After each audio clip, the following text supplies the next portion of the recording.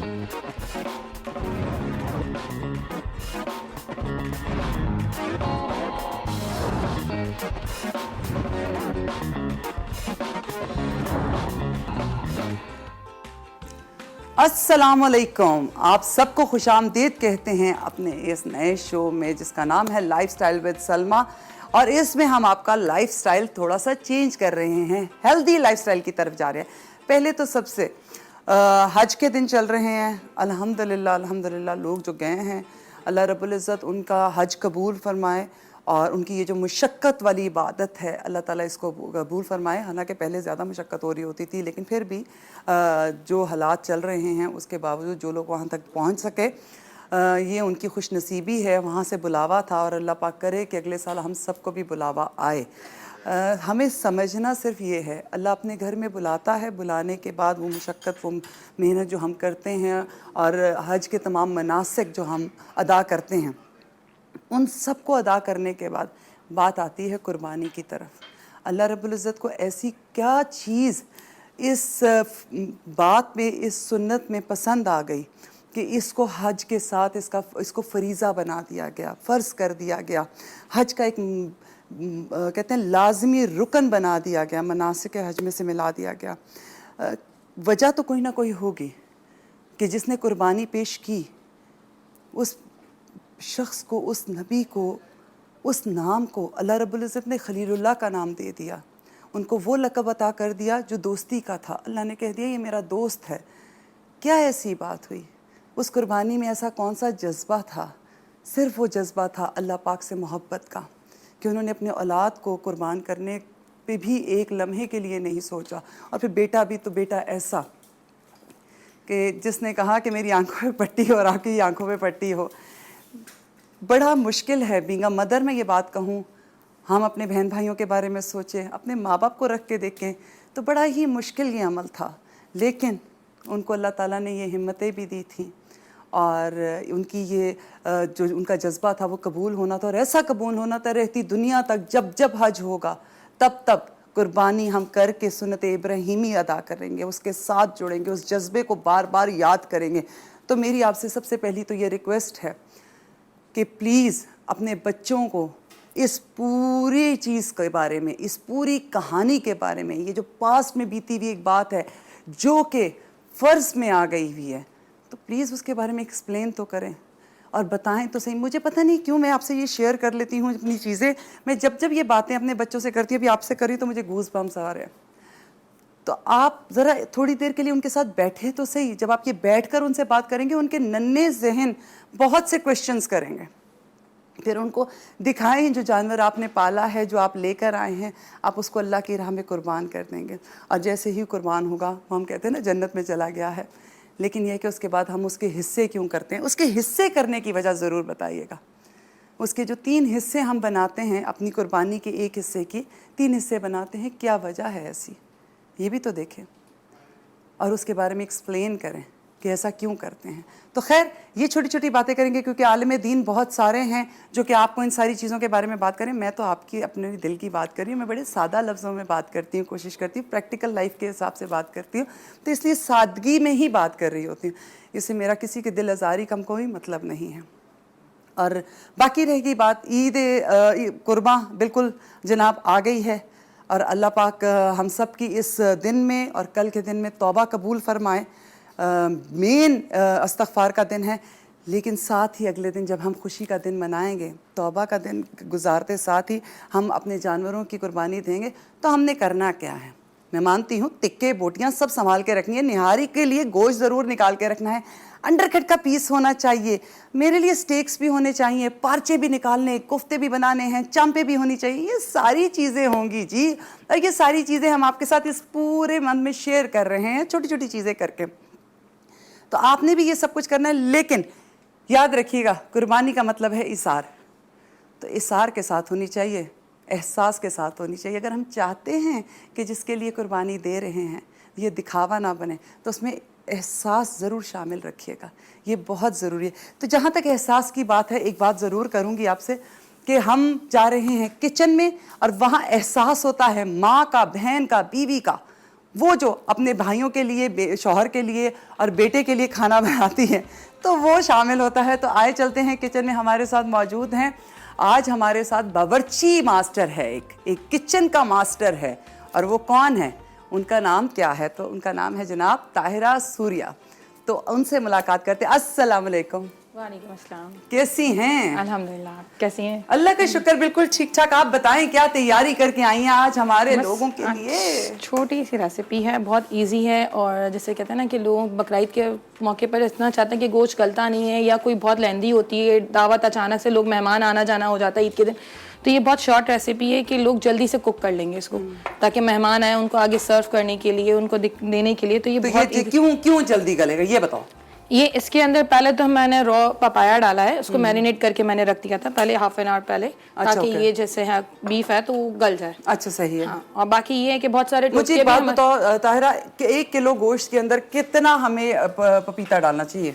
Almost 2 से 3 table spoon enough रहता है। ओके, क्योंकि मैं आप सबको बताती चलूँ, हमारे पास स्नैक्स टाइम से आयशा वाजिद आई थी और उनकी जो पोटली थी, उनका जो बॉक्स था, जो ईद बॉक्स है, उसके अंदर कच्चा पपीता पिसा हुआ था। ये याद रखिएगा, वो भी मौजूद था उसमें। जी, क्योंकि दूसरे मीट टेंडर हम आर्टिफिशियल जो यूज करते हैं वो हेल्थ के लिए हमारे सेफ नहीं रहता। जो मीट टेंडर जो केमिकल होते हैं, तो ये जैसे पपाया है, मैंने इसको मैरिनेट करके रख दिया। इसके साथ जिंजर गार्लिक का पेस्ट भी मैंने मैरिनेट करके रख दिया। मुझे आपका ये जो मसालदान है ना बड़ा अच्छा लगा, आई लव इट।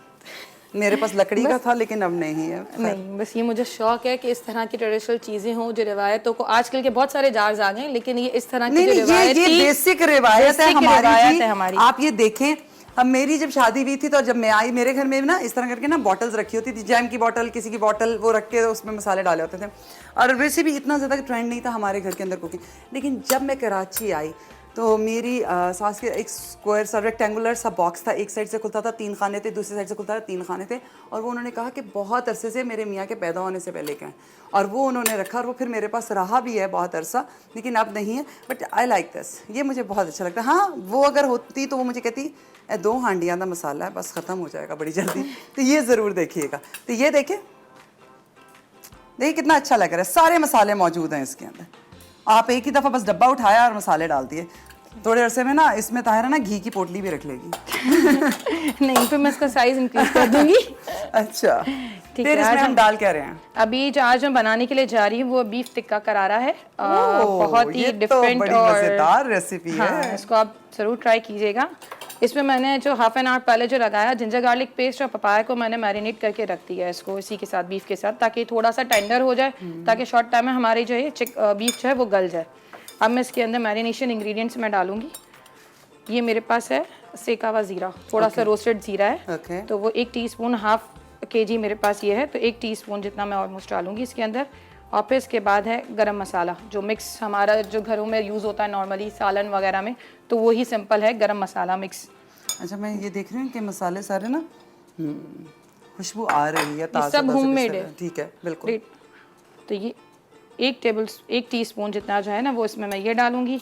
अब ये इसमें देगी लाल मिर्च है, ताकि इसके कलर को और एनहांस करेगी। देगी लाल मिर्च के बारे में हमारे जरा व्यूअर्स को बताएं, कौन सी होती है? वो जो बड़ी वाली जो लाल। अच्छा, एक तो कश्मीरी मिर्च भी होती है, लंबी वाली, वो फीकी होती है। फीकी नहीं, वो तीखी वाली जो लाल मिर्च जो होती है ना, बड़ी वाली, वो कहलाती है देगी लाल मिर्च। अच्छा, तो ये मैं डालूंगी 1 टीस्पून।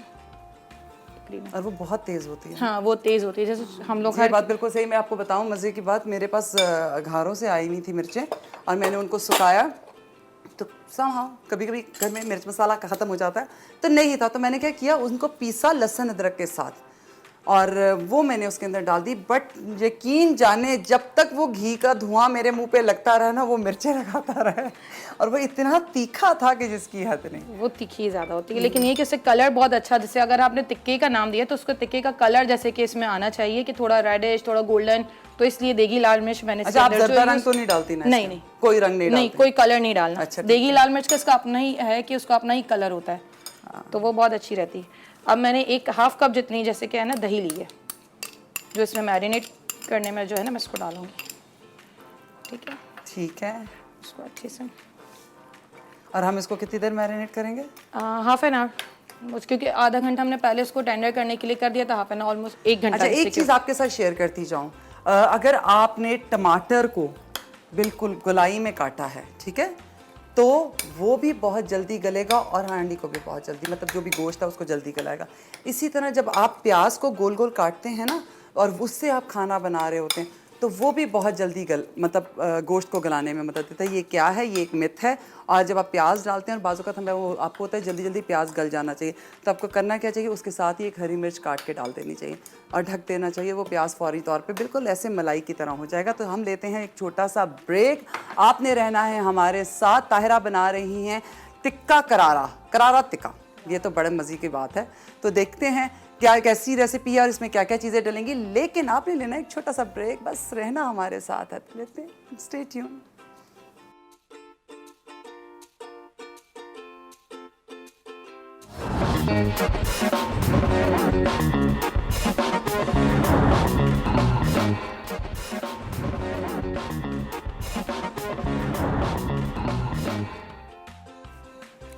जी जनाब, हम ब्रेक से वापस आ गए हैं और आप हमारे साथ हैं। थैंक यू सो मच हमारे साथ होने के लिए। अभी जब मैं किचन में थी तो मुझे मेरी मेकअप आर्टिस्ट ने कहा, हुमा कह रही हैं प्लीज़ अब आपने किचन में नहीं जाना, बहुत ज़्यादा स्वेट करती हैं, मेकअप ख़राब हो जाता है। तो मैंने कहा एक दफ़ा कभी घर आके भी कह दो कि आपने बिल्कुल किचन में नहीं जाना है, तो कसम ले लो मैं नहीं जाऊँगी।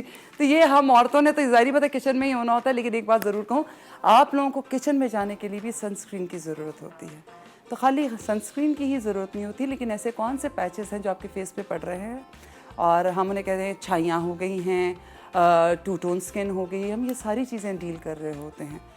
लेकिन हम क्या गलती करते हैं, हम गलती ये करते हैं हम डॉक्टर के पास नहीं जाते और हम अपना प्रॉपर चेकअप नहीं करते। मैं हमेशा से एक बात कहती हूँ कि हम आपके नेल्स पे लाइंस आ रही हैं और वो बिला वजह टूट रहे हों, आपकी स्किन पे दाने निकल रहे हों या कोई छाई पड़ रही हो या कोई ब्लैक स्पॉट पड़ गया है या ददरी जिसे हम वो कहते क्या बोलते हैं कि एक्जिमा की निशानी होती है, ड्राइनेस पैचेस हो रहे होते हैं, वो पड़ गए हैं, या आपके बाल झड़ने बिला वजह शुरू हो गए। आप खाना बड़ा अच्छा खा रहे हैं लेकिन आपके बाल झड़ रहे हैं और सीबम बहुत ज़्यादा आ रहा है, दो मुँहे बाल होने शुरू हो गए हैं, ठीक है। तो ये सारे जो प्रॉब्लम्स है, ये बाल बीच में से टूट रहा है, बीच में से टूट रहा है, पूरा बाल निकलता है लेकिन टूट जाता है, ऐसी क्या वजूहत है? कभी ये सोचा है आपने? हम टोटकों की दौड़ में घुस जाते हैं। जो कोई आया किसी के अच्छे बाल देखे, अरे भाई तुम्हारे बाल इस तरह किस तरह अच्छे, उसने जो बताया वो इस्तेमाल करना शुरू कर दिया और वो भी हम प्रॉपरली नहीं करते हैं। किसी की स्किन देखी तो ये सब कुछ करना शुरू कर दिया, नई मार्केट में कोई क्रीम आई तो हमने इस्तेमाल करना शुरू किया। ये हम क्यों गलती करते हैं? असल में हमें करना क्या चाहिए, हमारे ऑर्गन्स जो हैं वो हमसे बात करना चाहते, तो ऐसे तो नहीं करेंगे जैसे हमारे बच्चे हमसे बात करते हैं या दरवाज़ा खटकाएंगे, वो हमें किसी ना किसी तरह से रिएक्ट करके दिखाएंगे। तो ये जो नेल्स पे लाइन है, बालों का टूटना है, स्किन का खराब होना, मैं हमेशा से कहती आ रही हूँ, इसका मतलब है आपके ऑर्गन्स कह रहे हैं प्लीज़ हमारा ख्याल कर लो, प्लीज़ डॉक्टर पे जाओ और चेकअप करवाओ, कहीं हम ज़्यादा ख़राब ना हो जाए। तो आपके ऑर्गन्स जो हैं वो आपसे बात करना चाहते हैं और उस टाइम आपको एक डॉक्टर की ज़रूरत होती है जो उनकी ज़ुबान समझ सकता है।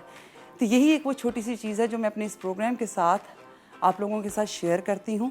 और आप लोगों का लाइफस्टाइल जो है ना वो फैशनेबल करने के बजाय ना दिखावतन बाहर का ज़ाहिरी करने के बजाय मैं आपको अंदर से कह रही हूँ कि आप हील करें, अपने आप को हेल्दी हो जाए और हेल्दी लाइफस्टाइल अपनाएं। तो हेल्दी लाइफस्टाइल अपनाने के लिए ज़रूरी है आप डॉक्टर से रब्ता करें आपकी हर प्रॉब्लम के लिए। मेरी बहुत अच्छी दोस्त, बहुत प्यारी, और मुझे उससे मिलकर बहुत खुशी हुई क्योंकि कोई तो है जो मेरी सोच को कैरी करता है। तो डॉक्टर सुमेरा हमारे साथ हैं। अस्सलाम वालेकुम, वेलकम कहते हैं जनाब आपको अपने शो पे। वालेकुम अस्सलाम, thank you for having me. Sumera क्या कहेंगी जो बात मैं कह रही हूँ? आप खुद इतनी हसीन है। मैं एक बात तो हमेशा कहती हूँ, देखिए जब हम किसी से इलाज कराते हैं, मेरे पास आप आते हैं, बाल बहुत अच्छे हैं आपके, तो आप मुझे ऑयल बता दें। तो अगर चेहरा बहुत खूबसूरत है और ये खुद अपने आप को बहुत अच्छा कैरी करती है तो ऑब्वियस है ये एक अच्छा इंसान है और डॉक्टर भी है, तो ये हमें अच्छी चीज़ें बताएंगी। जी सुमेरा क्या करना चाहिए इन सारी चीज़? पहले तो बताएं आप, क्योंकि मैं हमेशा ये बात कहती हूँ, आप बताएं आप क्या हैं, क्योंकि आया आप खाली कॉस्मेटोलॉजिस्ट हैं या आप डॉक्टर हैं, डर्मेटोलॉजिस्ट भी हैं? तो प्लीज़ ज़रा हमारे नाजरीन के साथ शेयर करें। Salma, I completely second your thoughts कि आपने जो बात कही कि ऑब्वियसली कि आप कॉस्मेटोलॉजिस्ट हैं या सिर्फ डर्मेटोलॉजिस्ट हैं। मेरे ख्याल में to be qualified cosmetologist you need to be a dermatologist first, क्योंकि जब तक आप अपनी स्किन को समझेंगे नहीं, उसकी एनाटमी को समझेंगे नहीं, उसकी लैंग्वेज को समझेंगे नहीं, आई डोंट थिंक सो कि आप उस पर एस्थेटिक प्रोसीजर्स इतना एक्सपर्टीज़ के साथ कर पाएंगे। So I am a clinical dermatologist अल्हम्दुलिल्लाह and an American board certified aesthetic physician and laser specialist. मेरी ट्रेनिंग एस्थेटिक मेडिसिन में American Academy of Aesthetic Medicine से है and I am LCLC certified laser specialist also. अच्छा So, माशाल्लाह। अच्छा, ऐसा नहीं है कि जस्ट एक आपने मशीन मंगा ली और आप किसी भी पार्लर में काम कर रहे हो तो बस आप लेज़र स्टार्ट कर दें, उसकी भी पूरी पढ़ाई करनी है हमें? नॉट एट ऑल, और ना सिर्फ पढ़ाई करनी होती है बल्कि एक बहुत ही, आप ये समझें, इंटेंसिव ट्रेनिंग के बाद फिर उसका एग्ज़ाम होता है, और वो एग्ज़ाम आपका 3 आवर्स का चलता है। एंड देयर इज़, अगर आपने 80+% से वो पास किया, then only you know are a qualified laser specialist. तो अल्हम्दुलिल्लाह I have done that as well. तो ना सिर्फ मशीन तो देखें कोई भी मंगवा सकता है, लेकिन उस मशीन को मंगवा के समझना, उसकी फिजिक्स को समझना, एंड देन हर पेशेंट के साथ उसकी एप्लीकेशन, उसकी फ्रीक्वेंसी सेट करनी उसकी होती है। Frequency, that's a completely different, all together एक डिफरेंट गेम होती है। तो बिल्कुल सही कह रहे हैं। इसके लिए I think your course trainings are very important, ठीक है। और जो आपने इंट्रो में सारी बातें कही वो बिल्कुल हर चीज़ के साथ एग्री करूँगी, स्पेशली वो बात के जो मैं हमेशा कहती हूँ कि ठीक है हम आप पे ऊपर से आपकी ट्रीटमेंट्स कर लेंगे वाया यू नो मैन्युअली और विद मशीन्स, लेकिन जब तक आप अपनी इनर हेल्थ को ठीक नहीं करेंगे, what you eat it comes on your face. तो जो सुमेरा कह रही हैं, सॉरी आपकी बात काट रही हूँ, बिल्कुल ठीक कह रही हैं और काइंडली प्लीज़ इस बात को समझें। लेकिन मेरे साथ एक कॉलर है जी, मिसेस वसीम फ्रॉम रावलपिंडी। अस्सलाम वालेकुम। वालेकुम अस्सलाम। कैसी हैं मिसेस वसीम? अल्लाह का शुक्र है। सलमा, आप कैसी हैं? अल्हम्दुलिल्लाह अल्हम्दुलिल्लाह। जी बताएं, क्या कहेंगी? आपको शो पे देख के बहुत अच्छा लगा। बहुत शुक्रिया आपका। जी, मुझे अपनी स्किन के बारे में, के बारे में पूछना था। जी जी ज़रूर, लेकिन प्लीज़ टीवी की आवाज़ बंद कर दें ताकि हम आपकी आवाज़ अच्छे से सुन सकें। आप बताएंगे अपना क्या प्रॉब्लम है? स्किन पे एक तो फेस पे जो है, चिन पे ब्लैक सा मुझे स्पॉट पड़ गया है, और ये शोल्डर्स पे जैसे एक्जिमा टाइप के निशान होते हैं, इस तरह के हो जाते हैं। अच्छा, शोल्डर्स पे? अच्छा ठीक है, नेक पे और शोल्डर्स पे। चलिए ठीक है। आपके साथ हम डॉक्टर सुमेरा का नंबर भी शेयर कर देते हैं, और ज़रूर आपने सिर्फ इतना करना है कि आप इनको कॉल कर लें, अपनी पिक्चर्स कोई है जो आपके फेस की है या क्लोज स्किन की है ज़रूर शेयर कर लें, और अगर आपका कराची चक्कर लगे या डॉक्टर साहिबा का चक्कर इस्लामाबाद लगे तो आप ज़रूर इनसे मुलाकात कीजिएगा। अपना नंबर लिखवा दें, और ग्रैनी इसका जो हैम्पर है, गिफ्ट हैम्पर, वो आपका वेट कर रहा है, तो प्लीज़ अपना नंबर ज़रूर लिखवाइएगा। जी जनाब, आप अपनी चीज़ें बता सकते हैं। देखिए, जब तक कि हम आपके टेस्ट नहीं देखेंगे तब तक हम कुछ कह नहीं पाते, ये मेरी सोच है। आए डॉक्टर साहब क्या कहते हैं ये देखते हैं। जी बिल्कुल Salma, and coming back to the topic जो आपने कहा कि पहले कोई भी प्रोसीजर करने से पहले we take a proper history कि आपका खुद स्किन केयर रेजिमेन कौन सा है, आप अपनी डाइट में क्या ले रहे हैं, आपकी स्लीप स्मार्ट इनफ है या नहीं है। And what do you mean by smart enough, कि आपको एक कंसेक्यूटिव 8 आवर्स की स्लीप लेनी होती है। क्यों? क्योंकि हम उसमें आपके स्लीप के साइकिल्स होते हैं, सारे दिन का जो वेयर एंड टेयर होता है, उसका जो रिपेयर मैकेनिज्म होता है वो रात में होता है। तो ऑब्वियसली आपकी smarter sleep, get your greens. अब वो ग्रीन्स क्या आते हैं, आपके ग्रीन वेजिटेबल की फॉर्म्स में आ सकते हैं, आपके फ्रेश फ्रूट जूसेस आ सकते हैं। वो करते क्या है, एक तो आपके टिश्यू की ऑक्सीजनेशन बढ़ाते हैं, which is very important for each cell of our body, और दूसरा वो आपके लिम्फेटिक ड्रेनेज को बढ़ाते हैं। तो आपके ग्रीन्स बहुत इंपॉर्टेंट हुए। और जो I can emphasize enough the importance of hydration. Hydrate hydrate hydrate. आप अपना proper 8 to 10 glasses of water लें, वो ना सिर्फ आपकी बॉडी को डिटॉक्सिफाई करेगा, वो पूरी बॉडी को फ्लश करता है टॉक्सिन्स आपकी बॉडी में से। And SPF sun block, I mean उसकी तो इम्पोर्टेंस इतनी है, वेदर इट्स रेन और शाइन और इंडोर आउटडोर, आपने सन ब्लॉक लगाना है। इवन आपने जो कॉस्मेटिक प्रोडक्ट्स भी यूज़ करने हैं, मेक श्योर कि उनमें सन SPF जो है वो इंक्लूडेड हो। तो ये जो SPF 15 है और ये है, ये क्या रेंज है? ये इस तरह ये है कि आप 30+ मेकअप में इतना कंटेंट नहीं होता SPF का, तो हम लोग आई ऑलवेज रिकमेंड कि आप नीचे अपना सन ब्लॉक लगाएं, शुड बी 50+, और देन उसके ऊपर आप फिर अपनी मेकअप की एप्लीकेशन करें, and then reapply your sun block after every 2 to 3 hours, क्योंकि वो इवेपोरेट हो जाता है, वो एब्जॉर्ब हो जाता है, तो आपको री अप्लाई। एक बात, अगर हम स्किन पे मेकअप में हैं तो फिर अब वॉश करें फिर उसके बाद लगाएं। स्लाइटली ब्लॉटिंग पेपर्स अपने पास रखें। You need to have blotting papers. थोड़ा सा एफर्ट तो सलमा करना पड़ेगा। क्योंकि आप to जैसे get a हम good ड्रामास skin. के शूट के अंदर होते हैं तो सुबह से लेके शाम तक एक मेकअप चल रहा होता है, वही बेस होती है, उसी का कवर करें। मुझे ज़्यादा प्रॉब्लम उस चीज़ से ज़रूर हुई है, इसलिए मैं बहुत हल्का मेकअप करती हूँ। लेकिन ये है कि बात इनकी बिल्कुल ठीक है, बट हम मानते नहीं हैं, करते नहीं। सबसे मैं खुद ही नहीं आपको ये बात बोलूँगी कि मैं खुद इस मामले में बहुत चोर रही हूँ। लेकिन एक बात जो उन्होंने कही, मेरे अगर बच्चे, मेरी नई नस्ल जो ये सुन रही हो तो प्लीज़ इस बात को देखें, काम करना बहुत ज़रूरी है, एक दूसरे से बातें करना बहुत ज़रूरी है, इंटरनेट सर्फिंग करना बहुत ज़रूरी है, लेकिन ये जो दिमाग है ना और ये दिल है, ये दो ऐसी मशीनें हैं जब जिनको रुकना नहीं है कभी भी, ये ज़िंदगी के साथ है, इनका चलना ही ज़िंदगी है। लेकिन इनको कभी सुकून ज़रूर चाहिए होता है, कभी ये ठहर जाएं और पिछली बातें जो गुजर चुकी हैं उनको अच्छे से एब्सॉर्ब कर सकें, उन्होंने से नेगेटिविटी निकाल के पॉजिटिविटी अपने पास रख सकें। उसके लिए आपका सोना बहुत ज़रूरी है।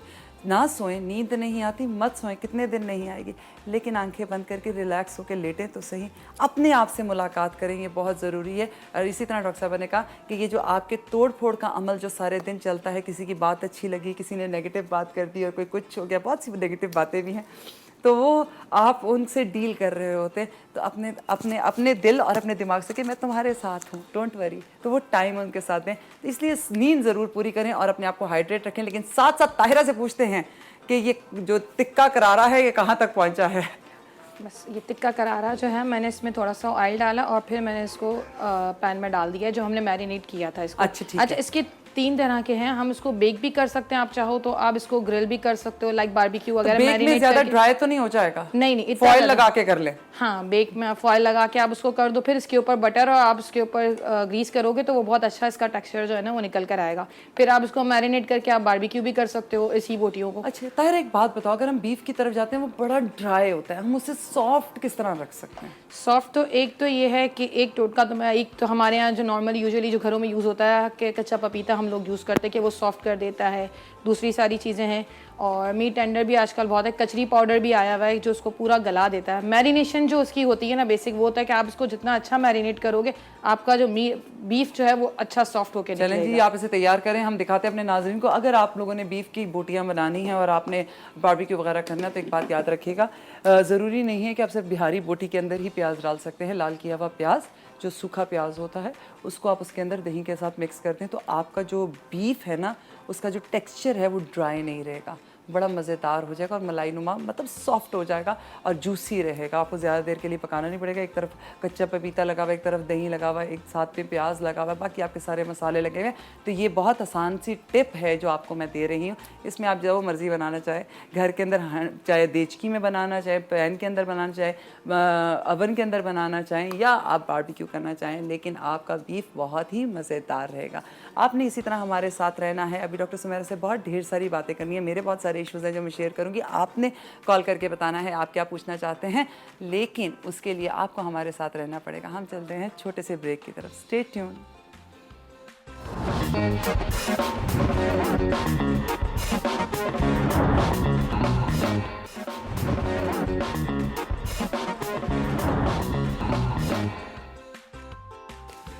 जी जनाब, हम आ गए हैं अपने ब्रेक से वापस और आप हमारे साथ हैं। साथ रहने के लिए बहुत बहुत शुक्रिया। यहाँ बड़ी मज़ेदार बातें हो रही हैं, ताहिरा बना रही हैं हम, और जी बिल्कुल जी, खुशबू भी आ रही है, मज़ेदार खुशबू। उनको तो नहीं वो नज़र आई लेकिन ये है कि ताहिरा बना रही है करारा टिक्का, जो कि हम अभी आपको दिखाएंगे। और साथ में बात हो रही है डॉक्टर सुमेरा से। लेकिन मेरे हाथ में क्या है?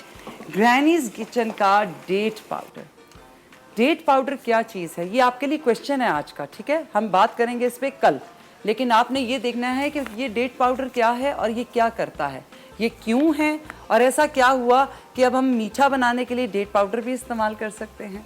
तो ज़रा इसको आपने search that the Google master search कीजिए, पता कीजिए, क्योंकि आप लोग खुद ही घर में बैठे डॉक्टर बन रहे होते हैं। ज़रा प्लीज़ पता करें डेट पाउडर आपके लिए क्यों अच्छा है, ये आपके लिए क्या करता है, और इसके ऊपर हम कल पूरा शो करेंगे और आपसे बात करेंगे कि ये क्या है। लेकिन ये है ग्रैनीज़ किचन का।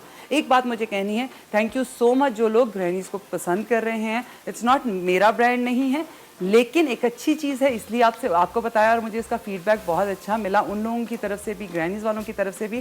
साथ साथ जिन लोगों को ये गलत फहमी है कि ये बहुत एक्सपेंसिव है, तो जी जनाब, इसकी पैकिंग पे मत जाइए। जिसने ये बनाया है, जिसका ये ब्रांड है, बहुत प्यार से बना रही हैं और इसलिए, और आपकी मतलब हिफाजत के लिए, सेहत के लिए बना रही हैं। तो इसकी पैकिंग्स वाकई बहुत खूबसूरत है। देख के लगता है कि शायद ये एक्सपेंसिव होगा, लेकिन इसकी असल प्राइस आपको जैसे ही आप इसको सर्च करेंगे, इनके पेजेस पे जाएंगे, उनसे पूछेंगे, वो आपको बता देंगे। इतना एक्सपेंसिव बिल्कुल भी नहीं है। तो थैंक यू सो मच जनाब। ग्रैनीज़ का और डेट पाउडर के ऊपर हम कल बात करेंगे। जी सुमेरा, एक बात मुझे आपसे जो पूछनी है, फेशियल्स बहुत सारे मार्केट में आ गए। हम बाज़ लोग बिल्कुल नहीं कराते, मैं बिल्कुल नहीं फेशियल कराती, लेकिन अभी रिसेंटली आई हैव दैट नीवस, जो अक्सर आप लोगों ने भी देखा है, एक मार्क आता है, वो नीवस है मेरी स्किन का, वो कभी कभी प्रोमिनेंट होता है। तो उसके लिए मुझे कहा आप हाइफो करा लें, ये करा लें, मेडिकेटेड फेशियल्स करवाएं। वाई? अब मुझे इस चीज़ की नो हाउ है, तो मैंने नहीं करवाया। तो क्या मुझे अगर कोई ऐसे फेशियल्स कराने चाहिए, तो क्या मुझे डॉक्टर से पहले नहीं पूछना चाहिए, और क्या ये पार्लर से हो जाएंगे? नहीं सलमा, 100% आपको कंसल्टेशन तो इतनी इम्पॉर्टेंट है। हमारे इवन पेजेस पे बहुत से जो है हमें डीएम्स आते हैं कि आप हमें डायरेक्टली कोई ट्रीटमेंट बता दें। तो ऑब्वियसली मेरा स्टाफ उन्हें यही कहता है कि consultation is an integral part of your treatment, और वो इतनी इंपॉर्टेंट है। उसमें आपकी डिटेल हिस्ट्री से लेके आपने जो पास मेडिकेशंस यूज़ किए हैं, आपने जो टॉपिकल एप्लीकेशंस लगाई हैं, आपने जो ओरल मेडिकेशंस खाई हैं, उन सब के इफ़ेक्ट्स तो नहीं आपके चेहरे पे आ रहे। तो we need to know that prior, you know, before consulting, before you know putting you on any treatment. तो आपकी कंसल्टेशन बहुत इंपॉर्टेंट है। और दूसरा, आपने फेशियल्स का बहुत अच्छा पूछा, क्योंकि हमारे पास भी पेशेंट्स आते हैं, they want to know the difference between salon facials and in office medicated facials, जो आपका एक क्वालिफाइड डर्मेटोलॉजिस्ट या एस्थेटिक फिजिशियन करता है। इसमें बहुत सबसे बड़ा डिफरेंस तो यही है कि ऑब्वियसली हिस्ट्री, डॉक्टर आपसे हिस्ट्री पूछेगा, ही और she starts with the proper history, proper आपकी यू नो जो आपने प्रायर मेडिकेशंस लिए उसके बारे में पूछेगा। And then the biggest difference is जो हमें लगता है कि वो डिस्कस होना चाहिए, जो सबसे बड़ा डिफरेंस है कि सैलून में आपके फेशियल्स मोस्टली मैनुअल होते हैं, वेयर एज जो इन ऑफिस आपका डॉक्टर करेगा फेशियल, वो विद मशीन्स करेगा। They are certain probes which are attach to one body of machine. फिर हर प्रोब का फंक्शन डिफरेंट है। फॉर एग्जांपल जैसे सक्शन, जो आपके क्लॉग पोज होते हैं या जो आपके ब्लैक एंड वाइट हेड्स होते हैं, जो आपके प्रोब से निकलेंगे, वो आपको मैन्युअली नहीं होंगे, और अगर होंगे भी तो उसमें इतना प्रेशर लगाना पड़ेगा कि आपको बेनिफिट के बजाय आपको और रिस्क फैक्टर्स, आपको नुकसान और ज़्यादा हो जाएगा। दूसरा, दे आर मोनोपोलर और multipolar radio frequency probes attach to the machine. वो आपकी जो फाइन लाइंस बन जाती हैं या जो स्किन डीकंजेस्टेड हो जाती है, उसके लिए बहुत बेनिफिशियल है। Then there are customized cocktails, जो सिर्फ एक डॉक्टर ही समझ सकता है, डिपेंडिंग, वो टेलर करता है, you know, depending on your skin type या जो आपको रिक्वायरमेंट है उसके मुताबिक वो कॉकटेल्स बनते हैं। तुम जी सर। मुझे एक बात बताएं, आप क्लिनिक कहाँ करते हैं, ये तो बताएं मेरे। जी हाँ, मेरी क्लिनिक है पार्क टावर्स पे, 3rd फ्लोर पे, और हमारी क्लिनिक का नाम है DSM dermatology and laser centre by doctor Sumera. Okay, ये आपके सामने मैंने पूरी डिटेल बता दी है, चीज़ें बता दी और उन्हें बताया। आज जल्दी से ताहिरा ने डिश बिल्कुल तैयार कर ली है, देखें तो सही कैसी है। Okay, it's very nice. आप दिखा सकते हैं जी इसका क्लोजअप प्लीज, ज़रा फ्रेम दिखाएं।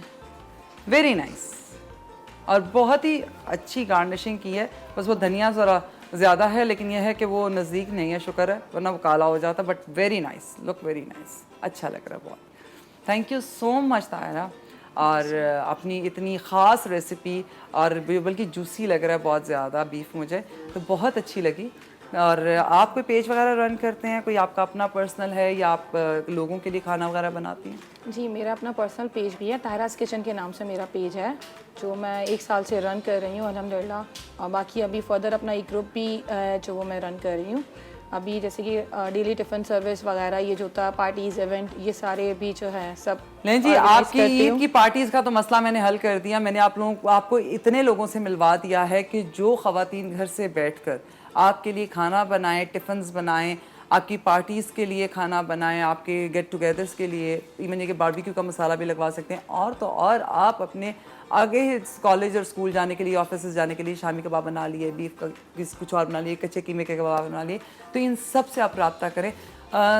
ताहिरा's किचन, यही है ना? ताहिरा's किचन। ताहिरा's किचन है, फेसबुक भी है, इंस्टा भी है, प्लीज़ उस पर जाएँ और इनको ऑर्डर दें। Thank you so much Tahira.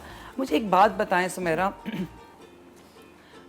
जो हार्मोनल इम्बैलेंस है, उसकी वजह से फेस पे अनवांटेड हेयर हो जाते हैं। हमारे पास टाइम बड़ा शॉर्ट है, जल्दी से बता दें। हार्मोनल प्रोफाइल की हिस्ट्री लेना और आपके प्रॉपर टेस्ट कराना बहुत इंपॉर्टेंट है। हम लोग ऐसे ही किसी पेशेंट को नहीं ले सकते for laser hair removal. We need to know your proper history, we need to know if you are suffering from PCOS। उसके प्रॉपर टेस्ट होते हैं, आपका थायराइड प्रोफाइल करवाना पड़ता है, आपका CBC करवाना पड़ेगा, आपकी proper if you are a patient of hypothyroidism तो कौन सी मेडिकेशन आप ले रहे हैं, या आप कोई मल्टीविटामिन्स ले रहे हैं जो आपके हेयर को बूस्टअप कर रहे हैं, बूस्टअप कर रहे हैं, तो we need to stop them before और अगर थायराइड के पेशेंट है उसमें भी हो जाता है, एक दो फ्रिज हो जाता है और दूसरा आपको फेस पे अनवांटेड हेयर आ जाते हैं, आपको पेल्पिटेशन हो जाती है, आपको बॉडी वेट इंक्रीज हो जाता है if you are suffering from hypothyroidism. तो बहुत सी चीज़ें हैं ऑब्वियसली, इनके लिए proper history, even if you are coming for a laser hair removal session, आपको प्रॉपर अपना थॉरो प्रोफाइल हम लोग करवाते हैं, स्टार्टिंग फ्रॉम TCH, CBC, आपका HbA1c, आपके कंप्लीट आपका प्रोफाइल हम लोग, आपके LFTs, आपका for different treatments, not only for laser hair removal but for different treatments. ये सारी चीज़ें हमें सुमेरा बाद में भी बताएंगी, क्योंकि वो अब हमारे साथ ज़रूर हुआ करेंगी, क्योंकि मैं ये चाह रही थी कि आपको ऐसी किसी डॉक्टर से मिलवाऊं जो कि आपकी ये तमाम प्रॉब्लम जो है वो सॉल्व कर सके। Thank you so much doctor Sumera, आपने बहुत थोड़े टाइम में बहुत अच्छा ब्रीफ कर दिया, और इंशाल्लाह हम और बहुत सारे शोज़ करेंगे इकट्ठे। And thank you so much तायरा इतनी मज़ेदार डिश के लिए। मैंने आपसे स्टार्ट में ये बात की थी कि इस वक्त ईद उल अज़हा की बात चल रही थी, तो बात आ गई कुर्बानी की। कुर्बानी का मतलब है एहसार, और एहसार का मतलब है एहसास। एहसास सिर्फ मेरी तरफ से तो यही है कि अगर मैं आपको कोई डिश बता रही हूँ, कोई चीज़ बता रही हूँ, तो वही बताऊँ, उसमें से कोई की इंग्रेडिएंट मत छुपाऊँ, क्योंकि आप मुझे अपना टाइम दे रहे हैं। दूसरी बात है कि बड़ी आस के साथ, बड़ी उम्मीद के साथ आप मेरा अगर कोई प्रोग्राम देख रहे हैं और मुझसे कोई अपनी तकलीफ़ का हल चाहते हैं, तो बजाय इसके कि मैं खुद डॉक्टर बन जाऊँ और मैं कहूँ मुझसे करवा लें इलाज, नहीं, एहसास यही है कि आपको मैं सही इंसान तक पहुंचा दूं।